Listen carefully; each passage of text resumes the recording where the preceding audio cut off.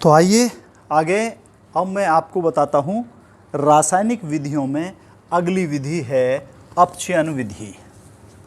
देखिए, अपचयन विधि या reduction method के द्वारा सामान्यतः धातुओं के कोलाइडी विलयन बनाए जाते हैं। किसके कोलाइडी विलयन बनाए जाते हैं?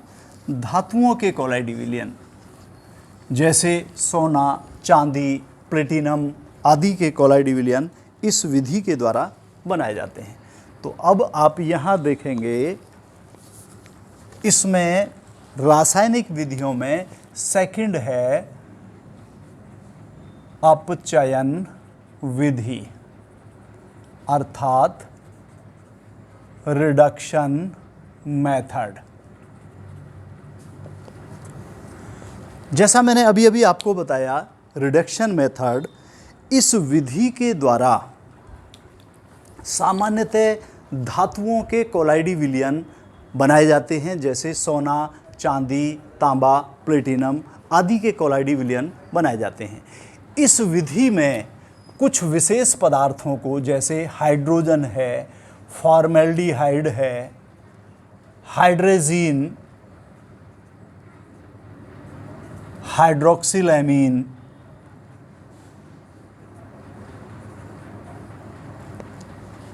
इसके अलावा अन्य भी बहुत दूसरे पदार्थ हैं, जैसे स्टेनस क्लोराइड है।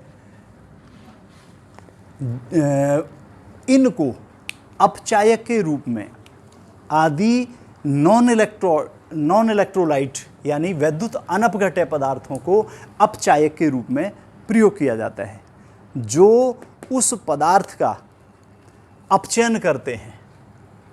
तो देखिए, जैसे उदाहरण के लिए ऑरिक क्लोराइड AuCl3, इसका अपचयन स्टेनस क्लोराइड के द्वारा किया जाता है, तो गोल्ड सॉल प्राप्त होता है और इस प्रक्रिया में SnCl4, इसको आप बैलेंस कर लीजिए। यहाँ पर 2 तिया 6 और 3 दूनी 6, 12 हो गए, तो 3 चौके 12। इस तरीके से ये gold sol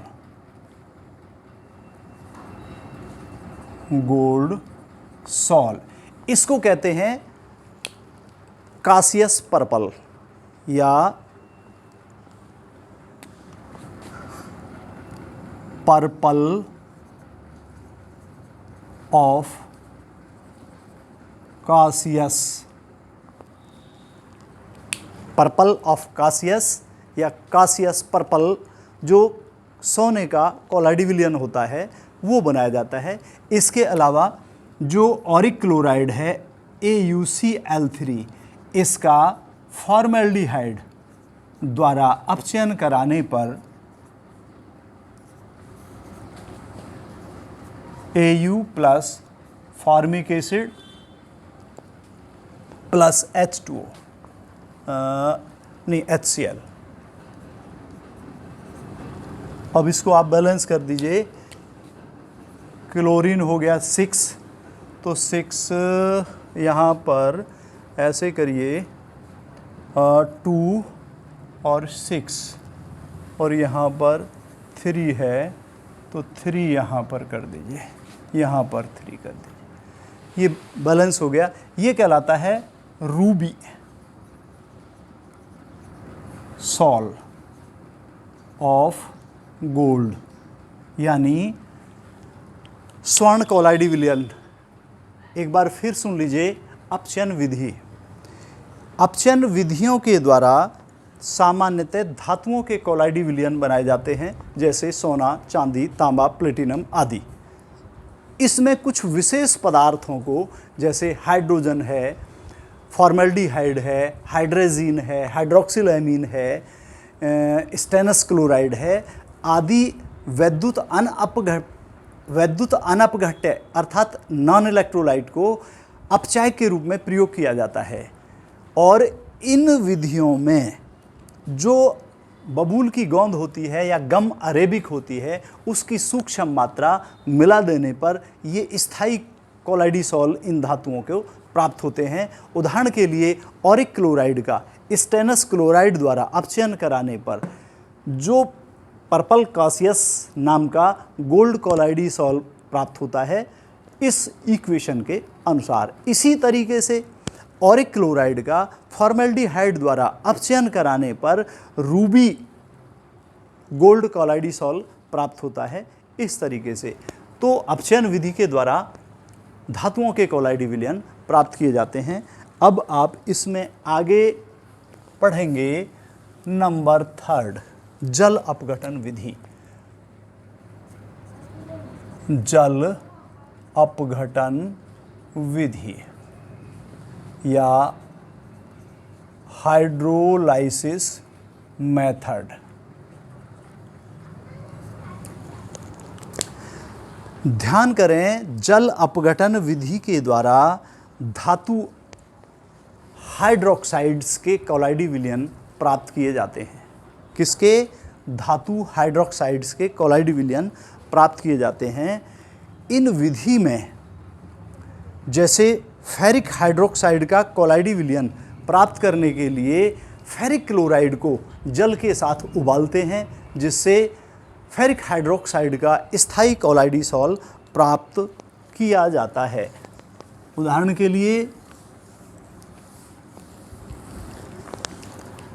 FeCl3 plus H2O, ये होगा FeOH का होल थ्राइस प्लस HCl। इसको बैलेंस कर देंगे तो यहाँ पर 3 की गुणा कर दीजिए और यहाँ पर 3 की गुणा कर दीजिए, ये हो गया। इसी तरीके से एल्यूमिनियम हाइड्रोक्साइड का कोलाइडिसॉल प्राप्त करने के लिए एल्यूमिनियम क्लोराइड को जल के साथ उबालने पर एल्यूमिनियम हाइड्रोक्साइड का कोलाइडिसॉल प्राप्त होता है। ये कोलाइडिसॉल है एल्यूमिनियम हाइड्रोक्साइड का और फेरिक हाइड्रोक्साइड का। एक बार फिर सुन लीजिए जल अपघटन विधि को, कि जल अपघटन विधि के द्वारा सामान्यतः धातु हाइड्रोक्साइडों के कोलाइडी विलयन प्राप्त किए जाते हैं। जैसे फेरिक हाइड्रोक्साइड है, एल्यूमिनियम हाइड्रोक्साइड है, इनके कोलाइडी सॉल प्राप्त किए जाते हैं। उदाहरण के लिए फेरिक हाइड्रोक्साइड का कोलाइडी सॉल प्राप्त करने के लिए फेरिक क्लोराइड को उबलते जल में डालने पर उसका कोलाइडी सॉल प्राप्त होता है, या उबलते जल के साथ इसको फेरिक क्लोराइड को उबालने पर फेरिक हाइड्रोक्साइड का कोलाइडिसॉल प्राप्त होता है। ठीक इसी प्रकार से एल्यूमिनियम क्लोराइड को उबलते जल में डालने पर एल्यूमिनियम हाइड्रोक्साइड का कोलाइडिसॉल प्राप्त होता है। तो इसके बाद में अब लास्ट और चौथी मेथड है ऑक्सीकरण विधि। ऑक्सीकरण विधि या ऑक्सीडेशन मेथड। ध्यान रखना, ऑक्सीकरण विधि के द्वारा सामान्यतः अधातुओं जैसे सल्फर है, आयोडीन है आदि के कोलाइडिसॉल प्राप्त किए जाते हैं। इस विधि में सल्फर का कोलाइडिसॉल प्राप्त करने के लिए सल्फर के संतृप्त जलीय विलयन में H2S गैस तब तक प्रवाहित करते हैं जब तक कि काले रंग का सल्फर का कोलाइडिसॉल प्राप्त नहीं हो जाता है। एक बार फिर ध्यान से सुनिए, ऑक्सीकरण विधि के द्वारा सामान्यतः अधातुओं के जैसे आयोडीन है, सल्फर है, इनके कोलाइडिसॉल प्राप्त किए जाते हैं। जैसे सल्फर का कोलाइडिसॉल प्राप्त करने के लिए सल्फर डाइऑक्साइड के संतृप्त जलीय विलयन में H2S गैस तब तक प्राप्त करते रहते हैं, तब तक प्रवाहित करते रहते हैं जब तक कि ब्लैक कलर का सल्फर का कोलाइडिसॉल प्राप्त नहीं हो जाता है। तो इस तरीके से आप इसको बैलेंस कर लीजिए। ये 3 है तो यहाँ पर 2 दूनी 4, 2, ये इस तरीके से बैलेंस हो जाएगा। ये ब्लैक सॉल्ट ऑफ सल्फर। इसी तरीके से सल्फर डाइऑक्साइड का नाइट्रिक अम्ल या सल्फ्यूरिक अम्ल द्वारा ऑक्सीकरण कराने पर भी सल्फर का कोलाइडिसॉल प्राप्त होता है, जैसे SO2 plus HNO3 is equal to S plus NO plus H2O। अब इसको आप बैलेंस कर लीजिए, ये सल्फर का कोलाइडिसॉल प्राप्त हो जाएगा, ब्लैक सॉल ऑफ सल्फर।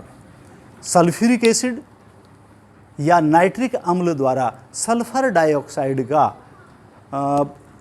ऑक्सीकरण कराने पर सल्फर का काले रंग का कोलाइडिसॉल प्राप्त होता है। तो इसी प्रकार आयोडीन का कोलाइडिसॉल प्राप्त किया जा सकता है। तो ये था आपके कोलाइडी विलयन बनाने की मेथड्स के बारे में, जो 2 प्रकार की होती हैं, कंडेंसेशन मेथड्स और डिस्पर्जन मेथड्स, जिनके बारे में मैंने आपको बता दिया है। अब इस चैप्टर में आपको आगे ले चलेंगे